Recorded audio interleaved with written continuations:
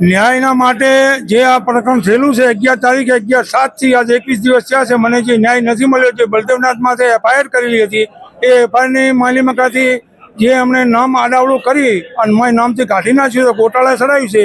એ FIRમાં આ સમાજને મેં એમ બોલાવી હતી કે હજુ સુધી FIR થઈ નથી, FIRમાં એનું નામ નહીં દાખલ થાય ત્યાં ઘડી હું આ જપવાનો નથી. શું માંગ છે તમારી? મારી માંગ એવી છે એક જ કે આ જે FIRમાં નામ એનું કાઢ્યું, FIRમાં નામ દાખલ થાય અને એને આરોપી તરીકે ઠરે એવી મારી માંગ છે.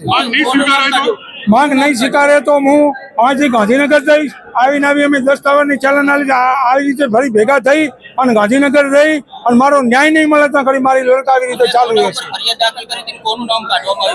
અમારે મેં નામ પહેલું મુદ્દામાં મોખરે નામ બલદેવનાથનું લખેલું હતું અને એનું નામમાંથી કાઢી નાખવામાં આવ્યું છે, તો એનું નામ ફરી દાખલ થાય અને એને પોલીસ તપાસ કરી અને એને એરેસ્ટ કરી. મારે ના રાજકીય રીતે લેટર થાય એવું હું જાણતો નહીં, મારે ખોટી વાત કોઈ નહીં થાય.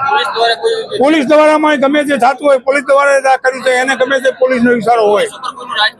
હવે પોલીસમાં ગમે તે રાજકીય દબાણ હશે તો જ આવું થતું છે, નકશો કેમ ના થાય. મારું નામ ચૌધરી અજમલભાઈ પાનાભાઈ. ન્યાયનું સંમેલન યોજવાનું કારણ ન્યાય જ છે.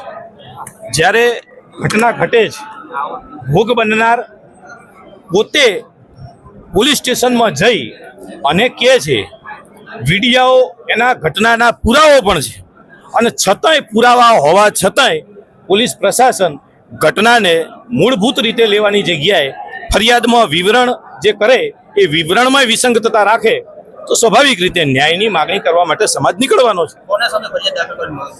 ફરિયાદ જે દાખલ છે એ પોલીસ પ્રશાસને થરા પોલીસે લીધી છે અને એમાં મુખ્ય આરોપી તરીકે કાવતરાના મુખ્ય સૂત્રધાર તરીકે મહંત બળદેવગીરીનું નામ છે અને એમાં પોલીસે એમનું નામ લખ્યું નથી. બીજી વાત છે, જે લૂંટ થઈ છે 15,000 રૂપિયાની, એ લૂંટનું પણ વિવરણ FIRમાં કર્યું નથી. તો આ બંને બાબતો છે.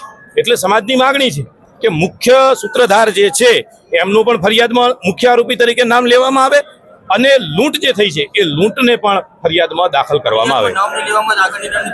સમાજે નિર્ણય કર્યો છે 10 દિવસ પછી ગાંધીનગર કૂચ કરીશું અને ગાંધીનગરમાં બેસીશું. રાજકારણનું કોઈ પ્રેશર હોય એવું? રાજસત્તાનું કામ કરવાની છે, રાજકારણને એનું કામ કરવાનું છે, એ એમનું કામ ચાલુ રાખે, જે કરવું હોય કરે.